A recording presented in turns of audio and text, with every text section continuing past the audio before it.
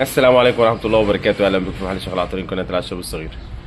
من كام يوم كنت على سفر ولفت انتباهي سيدة عجوز ما شاء الله ماشية، يعني مثلا بنتكلم في 75 80 سنة، ماشية بشرتها حلوة، ماشية من غير عكاز، مزاجها زي الفل. من الآخر إكس، من الآخر زمانها ماتت. المهم إن أنا استوقفني يعني المشهد. الست دي يعني من الناس القديمة قوي، فازاي لحد دلوقتي؟ طبعا احنا 30 سنة وبتلاقيك بتدور على بوفاس وفولترين وعايز تدهن عظمك والدنيا متدغدغة.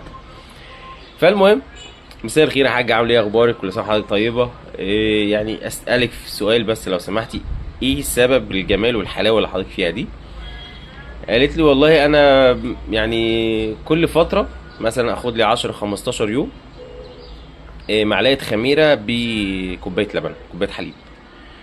فقلت ازاي عدت علينا حركه زي دي؟ احنا كل ما بيجي لنا مثلا حد بشرته بايظه ولا بتاع فنقول له اشرب خميره، كلام زي كده، بس على عدم يقين، لكن لما بتشوف الامر واقع بتبقى حاجه حلوه. طيب، فبحثت في الموضوع ان الخميره زي ما احنا كنا بنوصفها للناس اللي هي عندها مشاكل في البشره، ما تلاقيش في تجاعيد.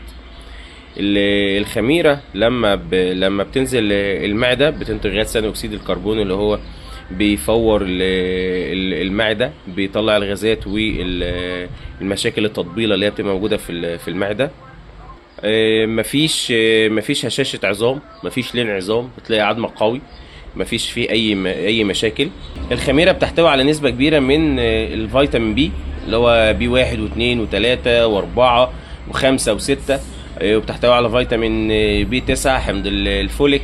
فتخيل ان انت جامع كل الفيتامين بي اللي هو اصلا سبب مشاكل كتيره قوي بالنسبه للدم والعظام، موجوده في الخميره. جهاز مناعه ما شاء الله زي الاكس، لان الخميره بتحتوي على البيتا جلايكان، وده اللي بيحفز او بينشط الجهاز المناعي، بيعمله سعار ان هو يشتغل بطريقه قويه جدا. واخر نقطه بالنسبه للخميره باللبن، النقطه الاخيره فيها، وهي ان هي بتظبط السكر. الخميره بتتعمل ازاي؟ معلقه صغيره على كوبايه ميه او كوبايه لبن على حسب.